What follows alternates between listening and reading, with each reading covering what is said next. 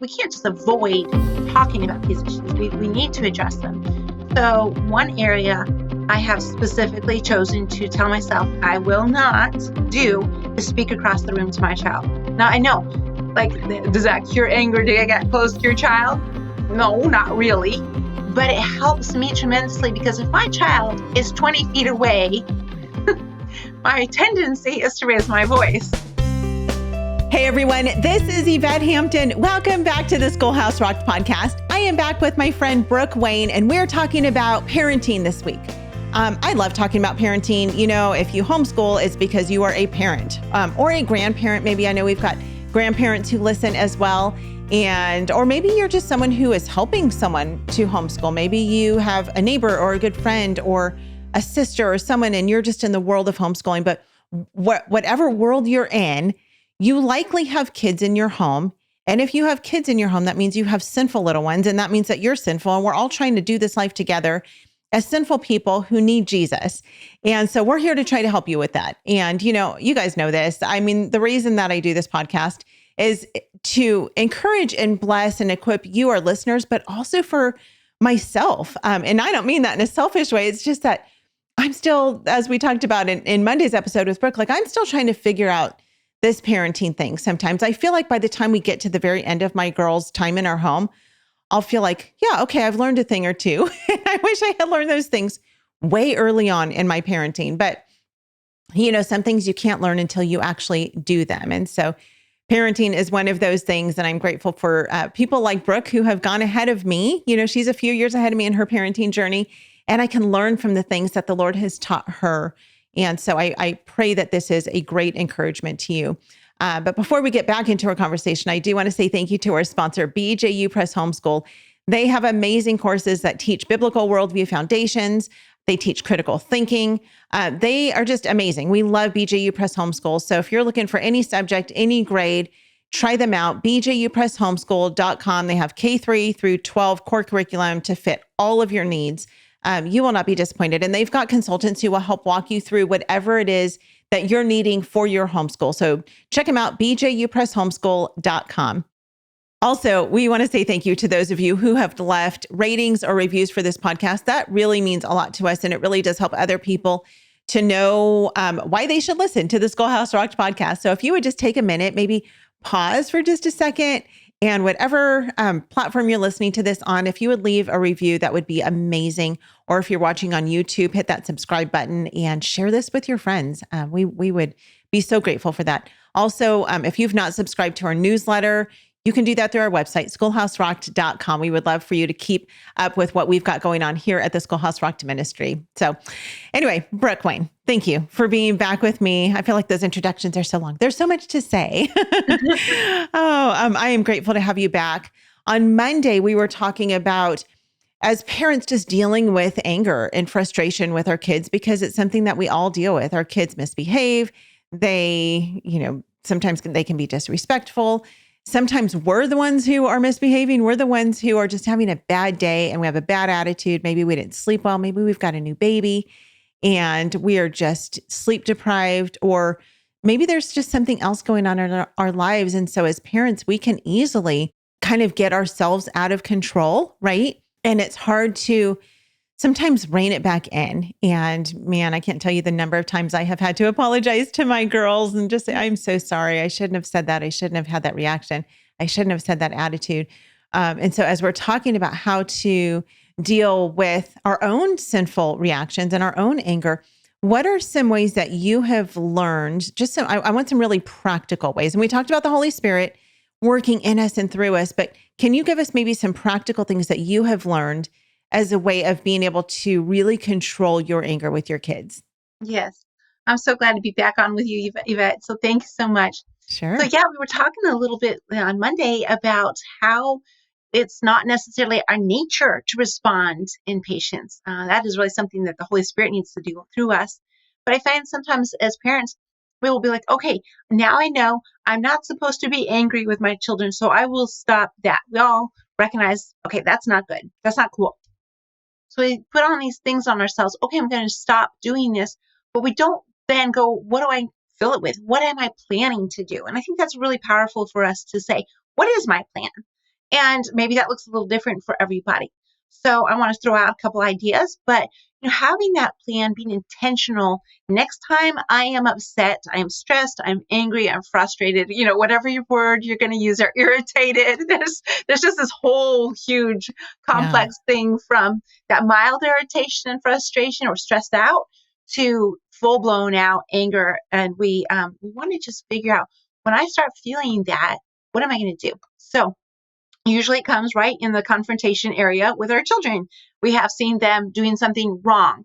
And, for me, that seeing a child do something wrong, especially if another child gets hurt, that's just is a big anger issue for me of going, oh, that's so wrong. I want to protect that other, usually little child and be going, this is not right. So it's like, we can't just avoid talking about these issues. We need to address them. So one area I have specifically chosen to tell myself I will not do is speak across the room to my child. Now, I know, does that cure anger? Do you get close to your child? No, not really.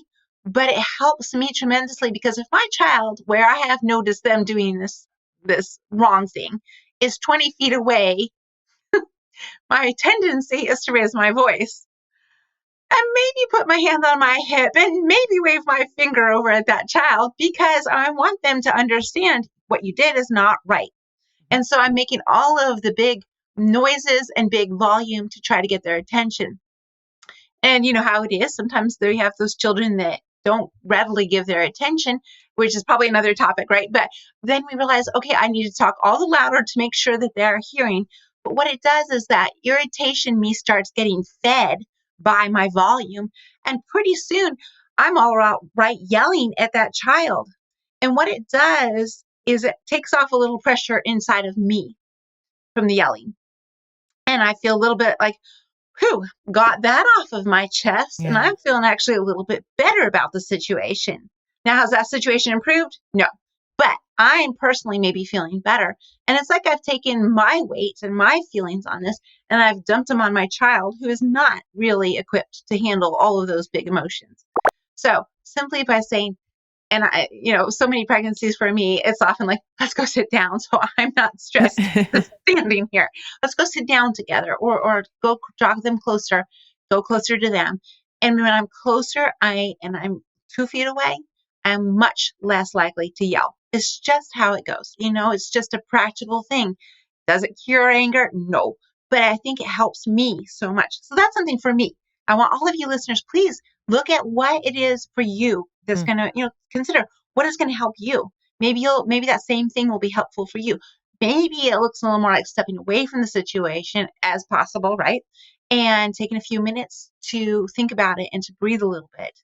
But then also, when I put my arm around that child, it's just a reminder for me, I am for this child. I'm not against them. And this is where I just think it reflects God's heart towards us. In that time, while we were yet sinners, Christ died for us. I mean, it wasn't even like we were doing pretty good, or like I mentioned the other day, that ladder of trying to earn something and to do well. No, it's like while we're in the pits, God loved us. And that's our heart for our children. When we find them doing wrong, we need to have a heart for love. So much love that we don't leave them there, but that we actually go through that process of talking with them. So I put my arm around my child. Not every child will accept that. Not every mom's going to be wired that way. But that's one little thing that I do. So practical, just a little thing. And I tell myself every time, I'm for this child winning over their sin. And there's just other things that can be done, just being more intentional about our time with our children. I find that I can get too wordy when I'm on a roll and I'm angry. And so an hour can go by and I'm lecturing those children as if leaving those dirty socks on the floor is the eternal, the eternal need of the universe. And I sometimes go, you know what? I need to speak in shorter words, especially those younger ones. They don't need a long sermon. They need, here's what's right, here's what's wrong, get with the program. Yeah. So sometimes just lessening our words is actually helpful, and it makes us more poignant to go, what am I actually trying to say? We want to thank all of our sponsors for making this show possible: BJU Press Homeschool, CTC Math, Apologia, and Summit Ministries. Without them, we wouldn't be able to do this. Visit the show notes for links to these great companies and thank them for supporting the Schoolhouse Rocked podcast. We are back with Brook. Brook, I cannot tell you how much I appreciate. Before the break, you were talking about how we are for our children. And I think that is such an amazing and right perspective to have. And we forget that. I forget that. I shouldn't say we. I don't know. Maybe other people remember that. But I know that I forget that oftentimes in the midst of correcting my girls is that I'm for them. One of Ginger Hubbard, she's a really good friend of mine. And one of the things that I learned from her early on in my parenting was that we train our kids and we discipline them and we correct them because we love them too much to allow them to disobey. And that's really that same idea, is that we're for you. We're not disciplining you. I mean, sometimes it's because they're just straight up embarrassing us, right? And we've had those situations before where with family members or out in this grocery store or something, and our kid does something that seems unbelievable. And you're like, really? Really? Why would you do such a thing? Or why would you say such a thing? And it really is embarrassing to us, but really ultimately it's embarrassing to the name of Jesus when they disobey. And when they disobey us, they're disobeying the Lord. And ultimately what we want is for them to be in obedience to the Lord. Because as we've said, and I've said this on the podcast a million times, and I've said it to my kids a million times, is that obedience brings blessings, but sin causes pain. And we don't want our kids to have a life of pain. We want our kids to have a life of blessings, and we want to have a life of blessings ourselves. And so we need to be in obedience to the Lord as we're parenting our children. And that is such a hard concept to get through to them sometimes, from the time they're itty bitty until they're, grown adults like I have now, is just helping them to understand, like, I am for you. I want the best for you. It's why I discipline you. And so that is an amazing thing to think about and to remember as we're trying to control our own anger. I'm also thinking about Ginger. I'm thinking about her Wise Words for Moms. Have you ever used that? Have you seen that product before? I have, yes. In fact, I saw it the other day on my desk and I was like, I need to pull this out and use it again. Yeah, it's fantastic. I'll put a link in it too, in the show notes for our listeners. If you've not seen this, I wish I had it in front of me. I have it. I just don't have it in front of me right now. But it almost looks like a calendar kind of, but it's just this really simple, you look at whatever the behavior is that, whether it's lying or, stealing or disrespect or whatever. And you look at the behavior, and then she gives you very simple steps that you can take to help walk your child through correcting that behavior, including scripture. But she kind of scripts it for you, like, okay, here's what you say in this moment, so that you don't, as a mom who's riled up, you don't have to always think about, oh, what am I supposed to say right now? You can take a moment, say, you know what? I need you to go sit on your bed for just a minute. I'll be right back. And then you can go sneak over to wherever you have your Wise Words for Moms pamphlet, look up what to say and how to react to it. But it's been so helpful for me and my parent. It was in the early years, very, very helpful in my parenting. So let's talk really quickly about triggers, because I know in your book, you've got this book, Pitch and a Fit. And this book's been out for a while. I don't even know what years. Yeah. Yeah. Yeah. It's been out for a little while, but it is such a great book.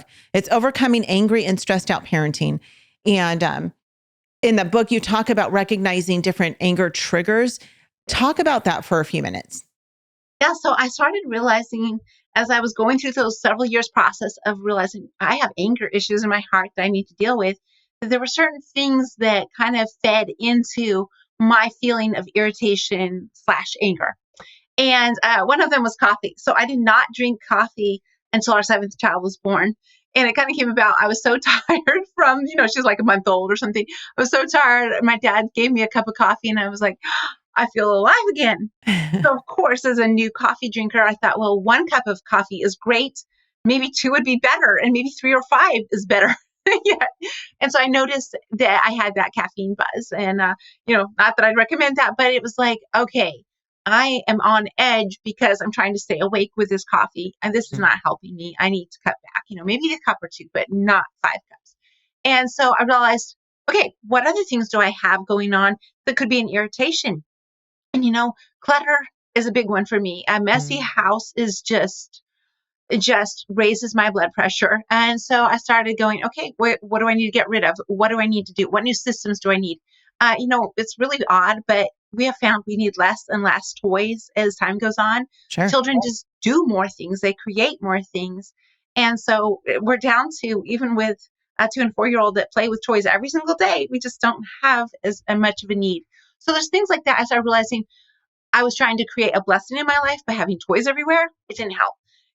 I will say chaos still sometimes reigns in our house and is just part of normal living. I think that needs to be understood sometimes. If you're going to live in your house, school in your house, educate in your house, all these things we're doing, it's going to bring us a mess. But there are ways that we can help that come down a bit, especially as the children get a little older and can help. But anyhow, there's triggers I'm sure that you have that are very different than mine.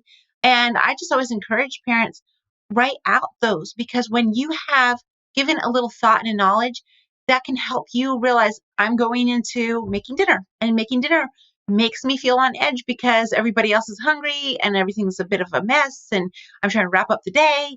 Maybe that's the trigger. And when you know that and you go into that hour realizing it can help put a little check on your spirit to realize this is part of the game. This is a difficult moment for me. I need to be more on guard against anger than maybe some of the easier moments in my day. And then again, like sometimes there's things that we can do to lessen the stress of that hour. Sometimes there's nothing to do. And so just recognizing, I think, goes a long way. But for me, I've recognized as I've talked with many families about this issue, that unhappiness is a huge trigger for anger. And this is something that's very complicated and can be very many layers deep. But I came across just in realizing, talking with so many moms, in our culture really looks down on the homeschool mom who is in her home, sweeping up the crumbs, telling children the ABCs over and over again. She's wiping up the table. She's doing all these things. And the world looks at that and says, anybody else could do that. You should use your gifts, your education to further the world, to serve in your community, to make a difference. And this is a lie. It's just an outright lie. Our culture is saying that the people, the eternal souls that God's gifted us to care for, are not important. And I really find those sweet, tiny little moments when they're itty bitty, the potty training moments, the wiping the noses, the going through the alphabet, those build such tight bonding relationships. But later, when they're teenagers, you have an element of influence to speak into their hearts about the truth, about the gospel. And I think this is a mission field. So I really want to tell moms, do not look down on those moments. So as I'm looking at all of that, I see this guy in the Bible, and it's in Acts 6. I tend to get this mixed up. I think it's Acts 6. I'm talking about Stephen. So Stephen had these things spoken about him. He was full of the Spirit. He was full of grace, full of power, full of faith. And so if we hear that, we go, wow, this guy from in the early church, he should have been put on a pedestal. He should have been out doing like the most visible work in the church at that time. And this is what the church at that time, they looked at it, the apostles looked at him and said, the best place he could serve was waiting on tables. They said they needed somebody to serve the widows, and said, he's the guy. And I was like, wow, I'm not sure if I was in that position that I would think Stephen should go into that. I mean, I don't know if your children are as messy as ours. Yeah. We have crumbs on the floor every day.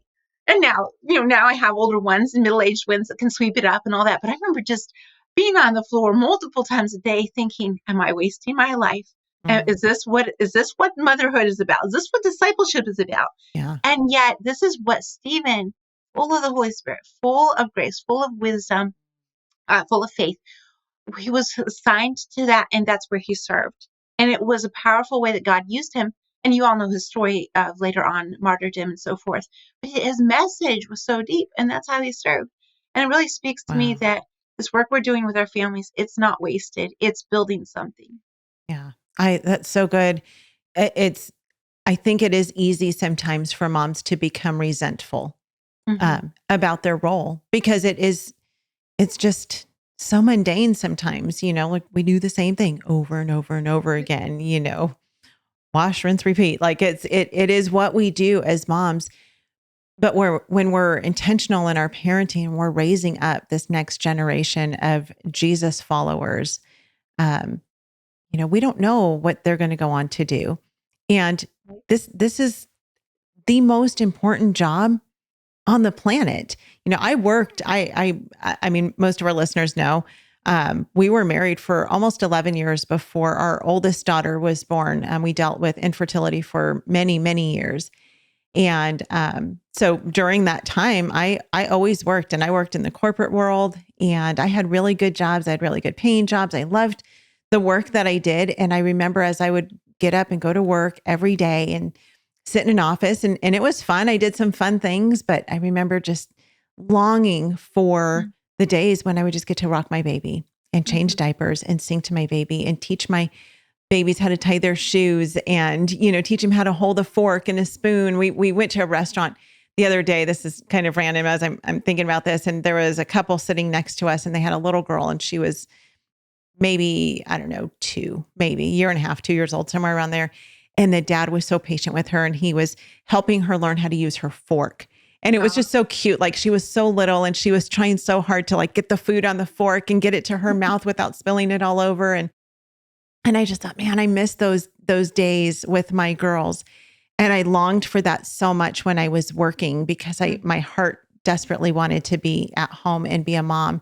And so I see it from a different perspective. Whereas I think oftentimes women who jump into motherhood quickly, they feel like they're missing out on something else. Well, what else are you missing out on? Working for someone else?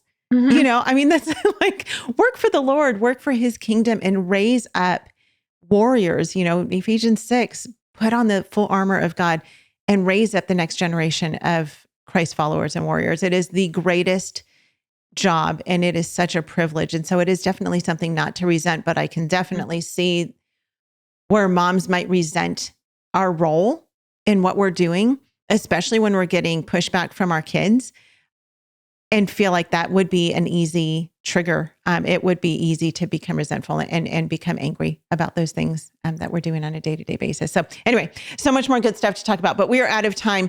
I want to talk about sibling relationships. So let's come back tomorrow, because that's another thing I know for myself, that can just push me over the edge when my girls are fighting with one another, and trying to deal with my own anger and frustration with that, but helping them to deal as well with their own anger and frustration. So tell us again, one more time, Brooke, where people can find out more about you and your ministry. Yes, I'd love to.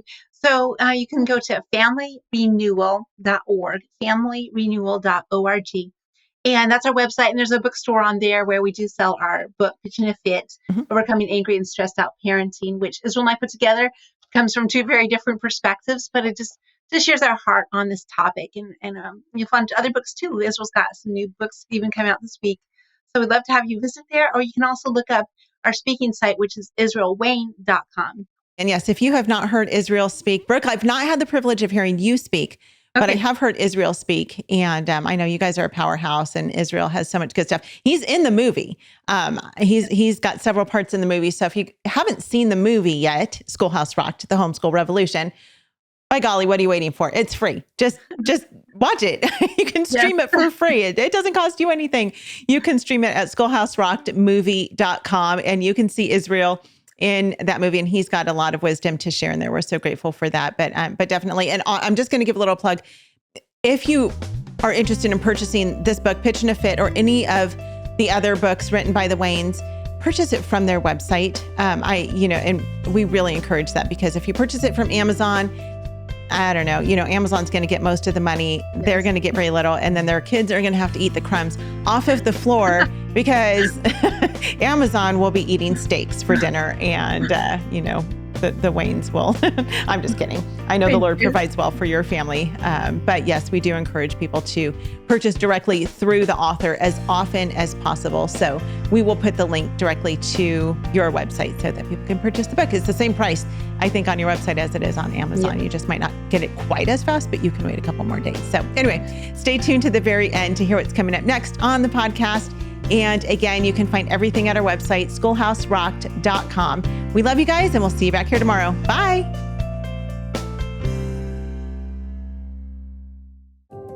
A mom said to me one time, "Aren't you worried about sheltering your children?" And I said to her, we care more about sheltering tomato plants in the culture right now than we do about our precious children. And so if someone wants to accuse me of sheltering my children, my answer is always absolutely yes. I will shelter my child until I know my child can stand up against the elements of the culture so that they can grow to maturity. And we slowly begin to remove the shelter from around them as we see that they are mature and that they understand the battle lines around them and can engage the culture from a position of strength rather than weakness. When I am considering how important it is for these children to learn conflict resolution, how much that's going to do for them in their future marriages, as future parents to our precious grandchildren unborn, to their ability to hold a job and to work well with others, to employ others if that's their situation, to being the future church. And I look at all of those relationships that need conflict resolution. I go, this is important. This feels so draining. It feels so everyday. It feels so inconvenient to us as parents. And yet we need to really kind of take our minds off and go, you know what, this is important. And I know this is going to be really hard to swallow, and I find it hard to swallow. Sometimes I say to myself, I need to be thankful for this conflict happening in my home.